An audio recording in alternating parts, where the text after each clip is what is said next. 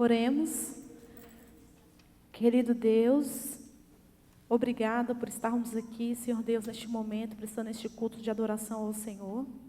Nós te agradecemos de uma forma muito especial por cada membro, cada amigo aqui presente nessa manhã. Senhor, Tu sabes das nossas necessidades, do quanto carecemos de Ti, da Tua graça. Também, Senhor Deus, somos carentes da Tua palavra. Pedimos que o Senhor esteja aqui presente, através do Seu Santo Espírito, ó Pai, suprindo as nossas necessidades. Nós te agradecemos de uma forma toda especial pelas crianças da Tua igreja, que tem trago tanta alegria, tem abrilhantado o nosso meio com a Sua presença, com a Sua genuidade. Que o Senhor também derrame as Tuas bênçãos sobre cada uma delas, que elas possam crescer, Senhor Deus, e possam ser participantes do Teu reino. Senhor Deus, perdoe, ó Pai, as nossas falhas, nós somos falhos, mas que o Seu nome possa ser honrado e glorificado aqui nessa manhã. Em nome de Jesus, amém.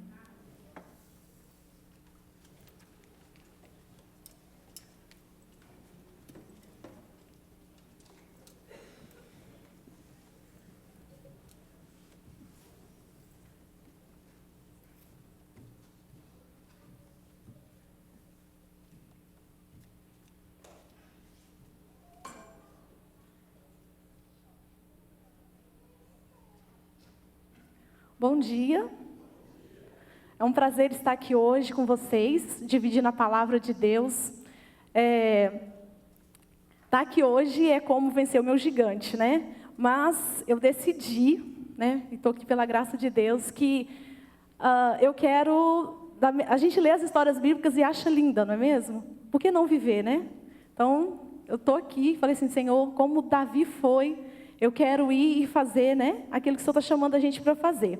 E hoje nós estamos aqui dirigindo o culto, o departamento infantil está dirigindo esse culto, porque hoje nós estamos comemorando o Dia das Crianças, como vocês sabem. Esse é um dia muito especial para nossas crianças, né? A Jane já contou aqui um pouco do que o Noah falou, eu também tive lá alguns pedidos lá em casa, né? Então hoje o Rubem queria ter café da manhã na cama. Foi o pedido dele, né, para comemorar o Dia das Crianças. E eles esperam esse dia, para as crianças esse é um dia especial, eles esperam ganhar presente, ganhar alguma coisa especial, né?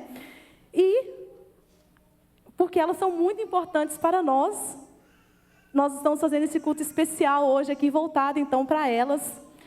Mas, apesar de ser o dia delas, elas prepararam todo o programa de hoje para presentear a nossa igreja. E é um prazer muito grande ter vocês aqui, dando atenção a ela, ouvindo ela. Eu sei que é mais simples, né? É menos elaborado, mas eu tenho certeza que a gente tem muito que aprender com elas. E agora, eu queria falar uma coisa para as crianças. Todos vocês escutem isso que eu vou falar. Olha para mim aqui agora, as crianças. Você é muito especial para Deus. Ouviu isso? Se você esquecer qualquer outra coisa que eu falar aqui, lembre-se disso. Você é muito especial para Deus. Você tem um lugarzinho especial no coração de Deus. E eu acredito que toda criança é encantadora. Eu amo criança, gente, amo mesmo. Assim, eu acho a coisa mais encantadora uma criança. E a criança, ela encanta a gente pela beleza, pela simplicidade, pela inocência, a confiança, a pureza genuína que brota de um coração infantil. Além disso, uma outra coisa que encanta nas crianças é que elas se alegram com pequenas coisas. Ela surpreende a gente, né? Pequenas coisas deixam uma criança feliz. E olha, eu sei que algumas crianças são meio questionadoras, e às vezes você pensa assim, será que eu sou importante mesmo para Deus? Será? E eu vou provar hoje para vocês. Olha só, vocês são tão importantes que a Bíblia tem tanta história envolvendo crianças, adolescentes e jovens, que hoje, para a gente fazer a nossa programação, as crianças tiveram que votar em qual história a gente ia trazer aqui para mostrar para vocês. Porque eram muitas e elas tiveram que votar mesmo. A gente teve que escolher, né? Não dava para trazer todas. O culto, a gente tem um tempo limitado para fazer o culto, né? Então, olha, pense nisso. Vocês são tão importantes que a Bíblia está cheia de história com crianças. Só para a gente entender como é que vai ser o culto hoje, não vai ser só eu que vou fazer a mensagem, as crianças vão me ajudar também. Então, elas vão ensinar 3 histórias bíblicas envolvendo personagens, né, que foram usados por Deus para fazerem coisas grandiosas, talvez coisas mais simples, mas que de uma forma ou outra elas deixaram ser usadas por Deus. Eles vão ensinar isso São 3 encenações. Logo após cada encenação, eu vou fazer aqui uma breve reflexão. Eu vou escolher algum ponto da história para a gente refletir, né, sobre o que a gente pode aprender com essas histórias. Então, nós vamos começar agora. E, assim, eu espero que as histórias que eles escolheram aqui, elas possam ajudar, elas possam nos fortalecer espiritualmente e também nos levar para mais próximos de Deus. Nós vamos começar, então, aqui a primeira história dessa manhã.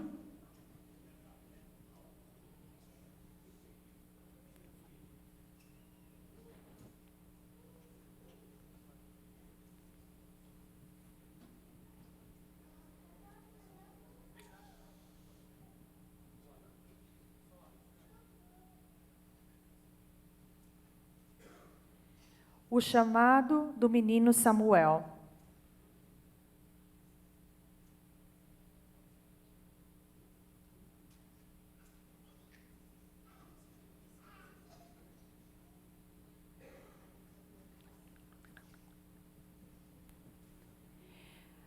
Quando ainda bem pequeno, Samuel foi levado ao templo e entregue ao sacerdote Eli.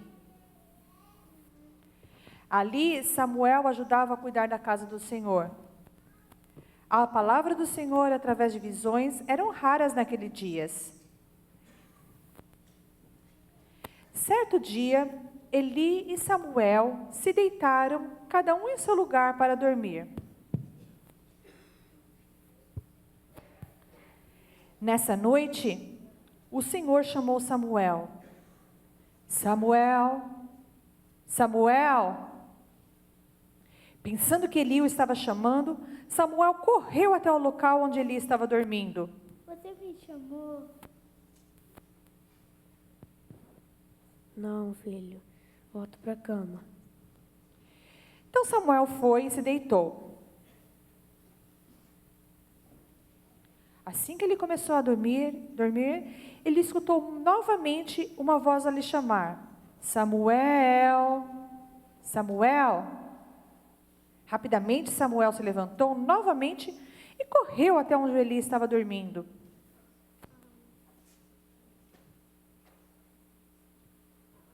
Você me chamou? Não, filho. Mas se você ouvir a voz de novo, fala, Senhor, que o seu servo está ouvindo. Então, pela terceira vez, quando estava dormindo, Samuel novamente escutou uma voz a lhe chamar. Samuel, Samuel. E Samuel respondeu. Fala, Senhor, porque seu servo está ouvindo. Samuel, eis que estou aqui, preste a julgar a casa de Eli pelos erros de seus filhos, e porque ele não os corrigiu. Após ouvir toda a mensagem do Senhor, Samuel se deitou até de manhã.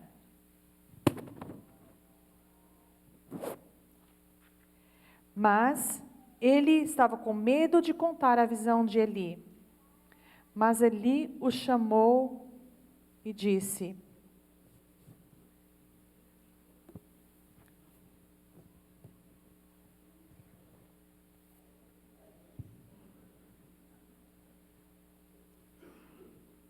O que o Senhor te disse?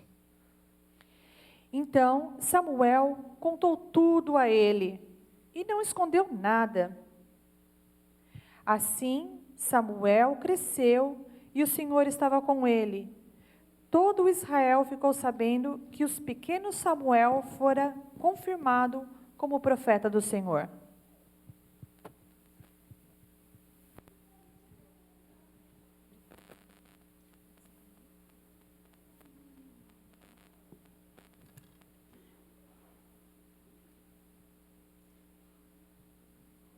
Eu queria que nós abríssemos a nossa Bíblia agora em 1 Samuel 2. 1 Samuel 2 e o verso 26.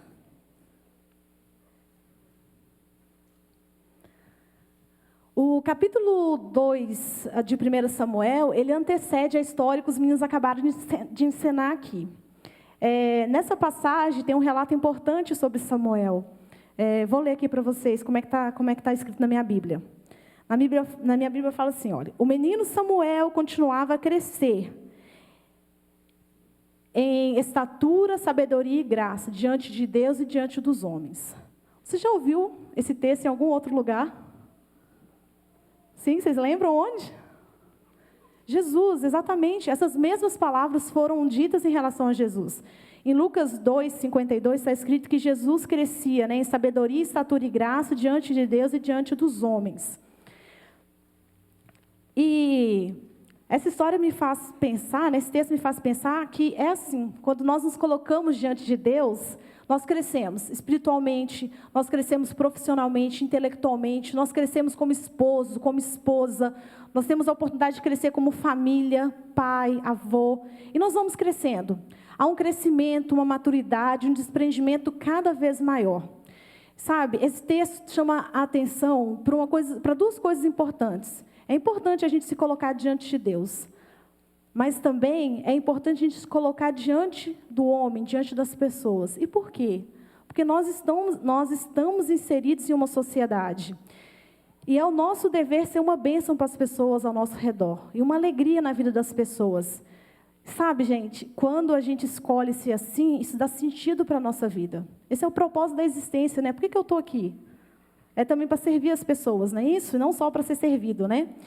E Samuel, o menino Samuel, ele se colocou diante do Senhor para servi-lo, quando ele ainda era bem pequeno. E Samuel, então, ele pôde ser um canal de bênção ali onde ele estava. Inicialmente, ele começou a ser usado por Deus ali, dentro do templo, no trabalho simples que ele começou a fazer. Mas depois, como vocês sabem, ele se tornou um grande líder para o povo de Israel. Ele virou, então, ele pôde abençoar também toda a nação de Israel com o trabalho dele, com a escolha que ele havia feito de se colocar diante do Senhor. Outro ponto importante nessa história é como Deus chamou Samuel. Às vezes a gente escuta alguns chamados gerais na rua, né? Não aqui, né? Mas no Brasil a gente escuta isso. Ei, você perto do careca. E a gente olha para ver, não é isso? Se não é com a gente? Às vezes com a cara meio feia, né? Tipo, quem está me chamando? Mas percebam que Deus não chama assim. Deus chama pelo nome. Deus chamou ele pelo nome. Eu queria, gente, lembrar vocês que Deus é um Deus pessoal. Tá? Ele é um Deus que conhece você pelo nome, assim como ele fez com Samuel. Ele não é um Deus de multidões. Ele é um Deus que nos conhece pessoalmente. E, por fim, ao longo da história, outra coisa que me chama a atenção nessa história é a mensagem que Samuel teve que dar. Porque quando a gente lê a Bíblia, a gente percebe que Deus chamou vários homens e mulheres, crianças, jovens, né, para transmitir alguma mensagem para o seu povo. Muito dessas mensagens eram mensagens duras que envolviam, a gente poderia dizer, tipo um puxão de orelha. Mas, na maior parte, essas histórias,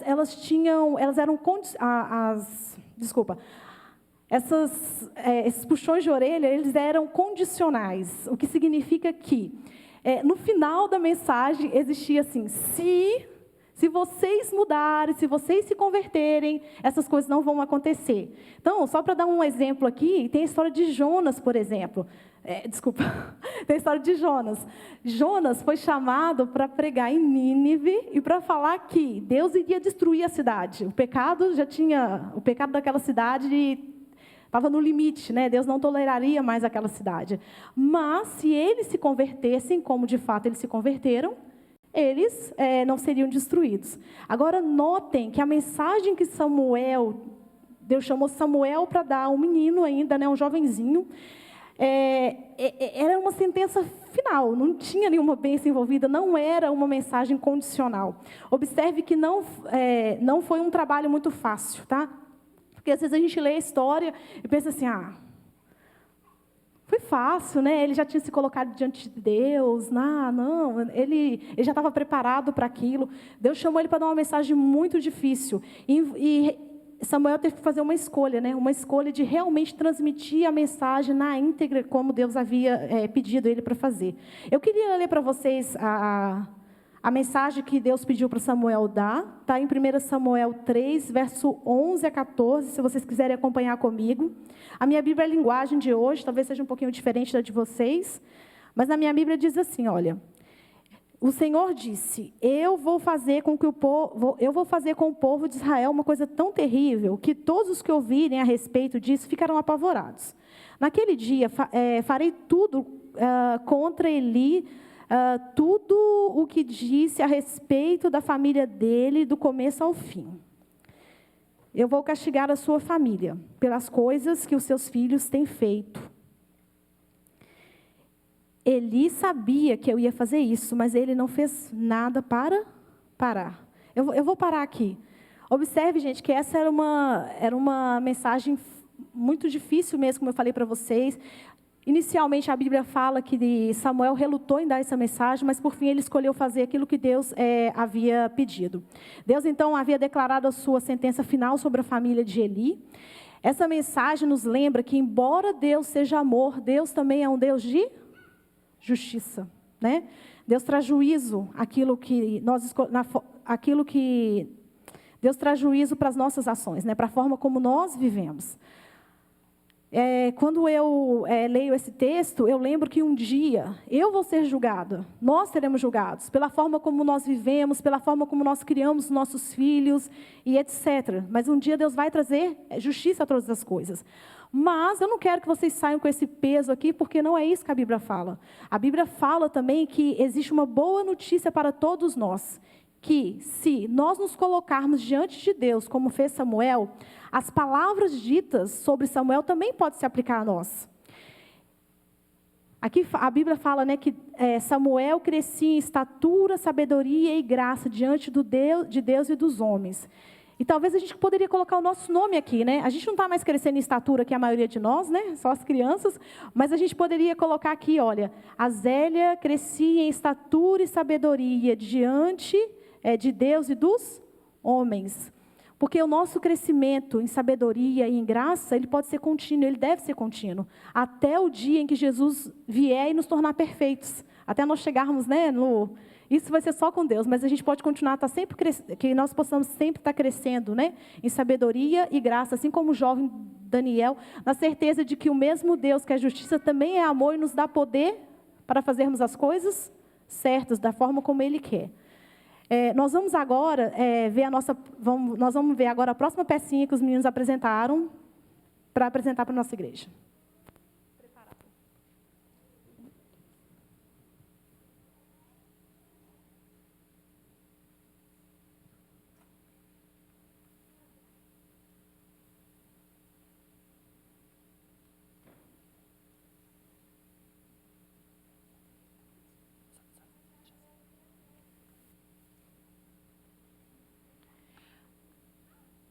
A menina cativa.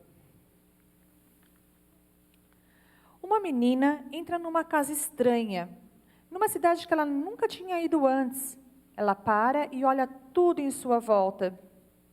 Num canto da casa, ela vê uma vassoura e rapidamente começa a varrer da mesma forma que ela tinha aprendido com sua mãe em sua própria terra. Ela gostava de fazer tudo bem feito.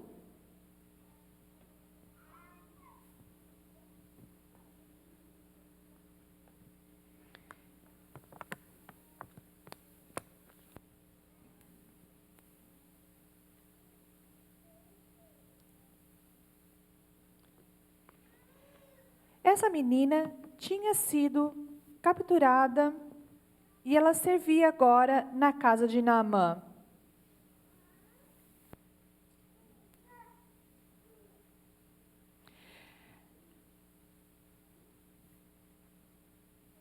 Naamã era um homem muito poderoso.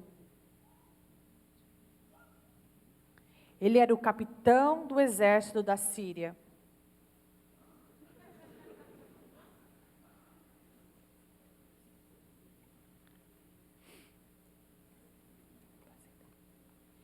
Enquanto isso, de volta à história da menina, de repente ela vê uma mulher entrando e se aproximando dela.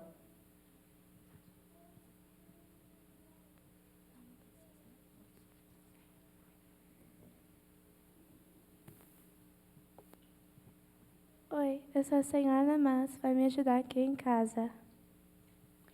A senhora Naamã mostra para a menina cativa tudo o que ela teria que fazer.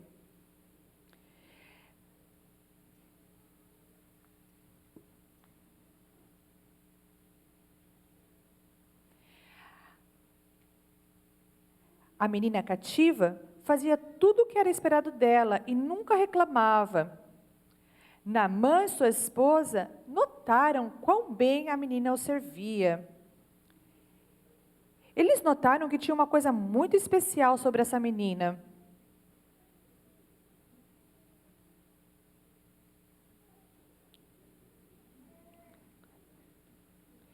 Sim, ela era diferente. Mas por que ela era diferente? Ela era diferente porque ela conhecia Deus e tinha aprendido a servi-lo aonde quer que ela fosse.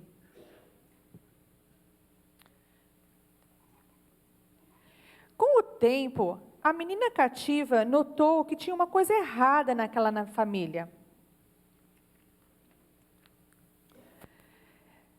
Um dia ela escutou Naamã falando para a esposa: eu não estou bem, não tenho muito tempo e não sei o que fazer. Eu nem posso tocar naquelas pessoas que eu amo. Naamã sofria de uma doença incurável naquela época, lepra. A menina cativa tinha aprendido a amar seus mestres e estava bem triste com aquela situação. Então, mostrando uma fé e coragem muito grande, ela se aproxima da sua senhora e diz: Se o senhor Namã pudesse ir ver o profeta Eliseu, ele o poderia curar.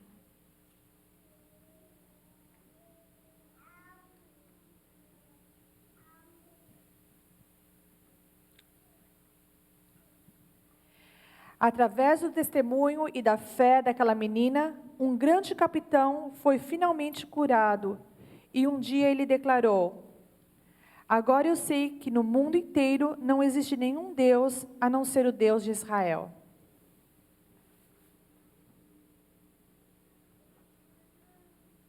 Linda essa história, não é mesmo? Eu gosto muito, muito dessa história, porque é uma lição para mim, sabe? Como ela acabou de ler esse texto, eu queria até ler ele de novo com vocês. Eu acho esse texto poderosíssimo. Olha a declaração do testemunho dessa menina, né? O testemunho dela levou à conversão de Naamã. E ele falou: agora eu sei que no mundo inteiro não existe nenhum Deus a não ser o Deus de Israel. Poderosíssima essa passagem, né? Naamã se converteu com o testemunho daquela menina. Naamã era um homem importantíssimo, como foi falado aqui. Naamã, ele era o chefe do exército do rei da Síria. E ele tinha uma doença gravíssima, não havia o que ser feito, mas Deus já vinha preparando o caminho para realizar um milagre, né, na vida de Naamã. Durante a invasão síria, uma menina israelita foi levada para trabalhar na casa de Naamã. Imagine na perspectiva dela, todos os sonhos, os planos, tudo interrompido, né? É como se a vida dela tivesse morrido, talvez. A gente se sentiria assim, talvez, no lugar dela. Mas a história mostra claramente que, embora ela tivesse todos os motivos para se revoltar contra Deus, para estar decepcionada, ela escolheu servir a Deus, mesmo com essa situação. Essa história me faz pensar demais que, por muito menos, a gente reclama e questiona Deus, né? Por muito menos. Mas eu queria aqui chamar a atenção, eu listei aqui 3 coisas que, quando eu olho a história dela, dá a ela motivo para ficar revoltada contra Deus. Então, olha, primeira coisa, ela estava longe da família dela. Gente, é bem difícil, né? Você não ter o seu núcleo familiar, você não ter os seus pais, os seus irmãos perto, tudo isso havia sumido para ela, não existia mais. Segundo ponto, ela estava numa terra estrangeira. E, gente, esse é um drama que a gente entende bem, né? A maioria de nós, né? O que é estar numa terra estrangeira? É não falar a língua, não é o seu povo, o povo é culturalmente diferente de você. Então, todos esses dramas ela passava. E, por fim, o pior de todos para mim, ela ainda era escrava. Lembrando que escravo é uma pessoa que é levado para algum lugar para fazer uma coisa que ela não quer, não é isso? O escravo ele é obrigado a trabalhar, queira ele ou não. queira fazer ou não. Então, assim, são 3 motivos bem fortes, né? Eu acho que, eu não sei quantos de nós conseguiríamos continuar sendo tementes a Deus, mesmo com todas essas adversidades. Mas nós vamos ver que, quando nós escolhemos ser tementes a Deus, independente da situação, Deus pode fazer coisas maravilhosas, fantásticas, como nós vemos nessa história. E uma coisa que é importante a gente perceber dessa história, que muito provavelmente tudo que essa menina estava fazendo ali era algo que ela havia aprendido com os seus pais. Ela tinha sido ensinada a ter o temor do Senhor desde pequena. E aí, mesmo estando longe deles, ela continuou sendo temente a Deus. Ela escolheu, né, ser temente a Deus. Queridos, só assim, uma coisa para os pais aqui. Nós somos os exemplos para os nossos filhos. A forma como nós lidamos com ele, como nós lidamos com os problemas, eles estão observando a gente, né? Como é que eu lido com os problemas? O que eu tenho ensinado com os meus filhos, com as minhas palavras, com as minhas atitudes? Como é que o seu filho se sairia numa situação como essa, né? Vamos pensar assim, como o seu filho se sairia numa situação como essa? O que a gente tem ensinado para eles? E eu queria terminar aqui chamando a atenção para 3 qualidades que ela manifestou. Então, aqui eu falei 3 coisas que poderia ter levado ela a se revoltar contra Deus. Mas, ao invés disso, ela manifestou outras características, né? Ela escolheu ser diferente. Então, o que a gente aprende aqui? O que a gente vê na história dela? Primeira coisa, ela estava cheia do amor de Deus. Sabe? Ela cria num Deus de amor e misericórdia. E a gente vê isso claramente quando ela demonstrou amor por Amã, ao pregar sobre o Deus de Israel para Amã e sua esposa. Lembre-se de quem era Naamã, gente. Provavelmente Naamã tinha liderado o exército da Síria para destruir a família dela, destruir a terra dela. Mas ainda assim, ela escolheu ajudar Naamã. É amor, né? É amor que vem de Deus, não é mesmo? Então, segundo ponto que eu queria chamar a atenção aqui. Ela era uma menina cheia de fé. E olha, escutem essa frase, essa frase tem soado na minha cabeça.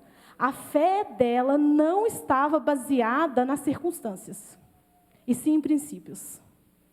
Vocês conseguem entender a implicância dessa frase?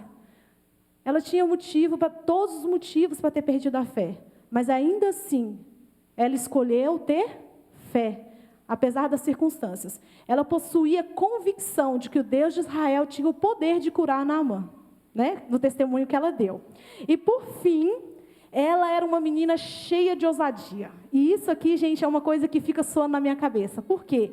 Muitas vezes a gente é tímido, a gente é medroso, a gente não tem coragem de testemunhar de Deus, de falar de Deus. E a gente vê aqui que essa menina, ela foi ousada, e isso fez toda a diferença na vida de Naamã. E não é só por isso, não. Eu estou falando aqui da nossa realidade, mas no caso dela, ousadia tem a ver mais do que isso que eu estou falando, porque geralmente naquela época a comunicação entre o escravo e o seu senhor, ela era muito limitada. O escravo não tinha o direito de ficar falando, dando palpite nas coisas, né? O trabalho do escravo era fazer os afazeres domésticos, aquilo que ele estava encarregado de fazer. Mas ela ousadamente testemunhou de Deus para Naamã. E diante do sofrimento dele, ela pronunciou a palavra de Deus ali naquela casa.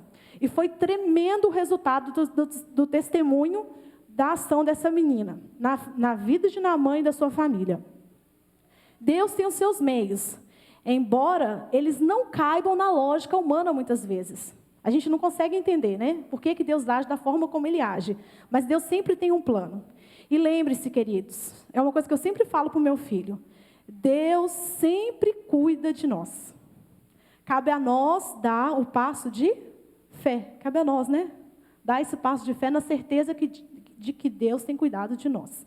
Nós vamos agora, então, ver a última pecinha que eles prepararam para vocês.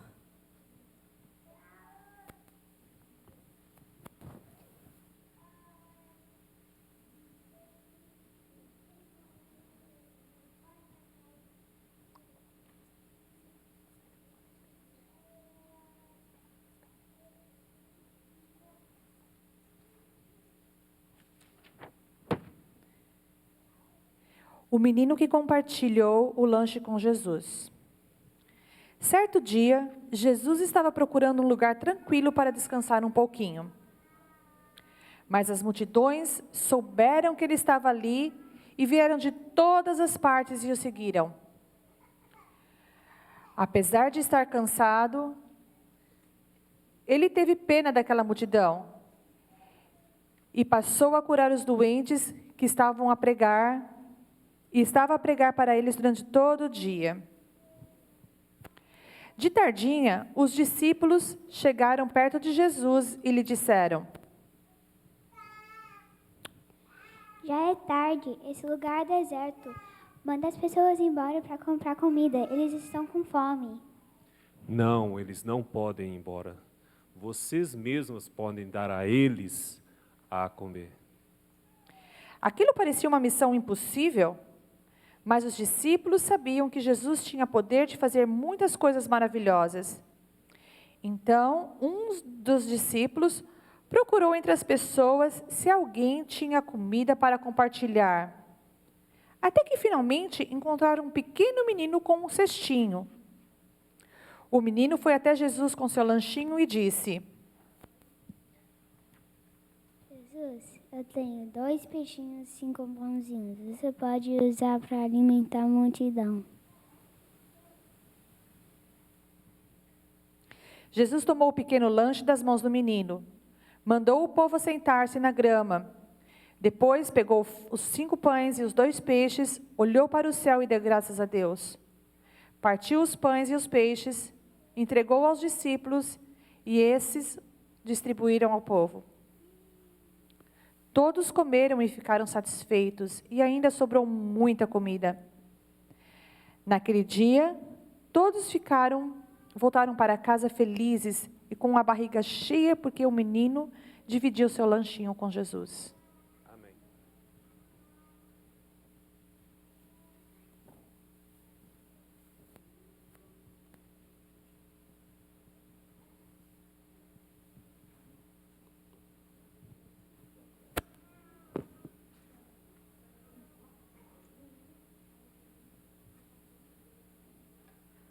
Ok, nós estamos terminando. Essa foi a última história que eles escolheram para dividir com vocês.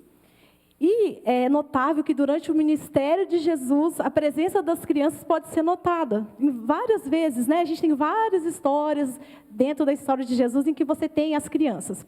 Isso é interessante porque as crianças, na época de Jesus, elas estavam num contexto social assim desvantajoso. Elas eram meio que tipo, né? Às vezes até hoje, às vezes as pessoas costumam fazer isso, né? As crianças ficam meio que de lado, né? Fica aí, vocês são barulhentas, como a gente vê, né? Numa das histórias que aconteceu com Jesus. E nessa história, Jesus disse uma célebre frase, que ele fala: deixai vir a mim os pequeninos. Essa passagem é sempre citada quando a gente lembra, né? Quando a gente fala das crianças, a gente lembra de Jesus falando isso. Isso porque as crianças, né, mais uma vez aqui, elas têm um lugar muito especial no coração de Deus. Na história encenada aqui, gente, fala que no meio da pregação de Jesus havia uma criança. Ela estava ali sentada ouvindo Jesus. E ela tinha então com ela um cestinho, né, com a sua refeição.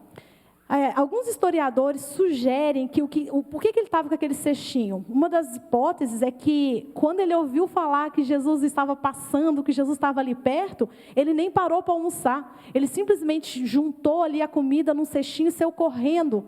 Ele não queria perder um minuto perto de Jesus. Ele queria estar ali, ele queria estar ouvindo Jesus.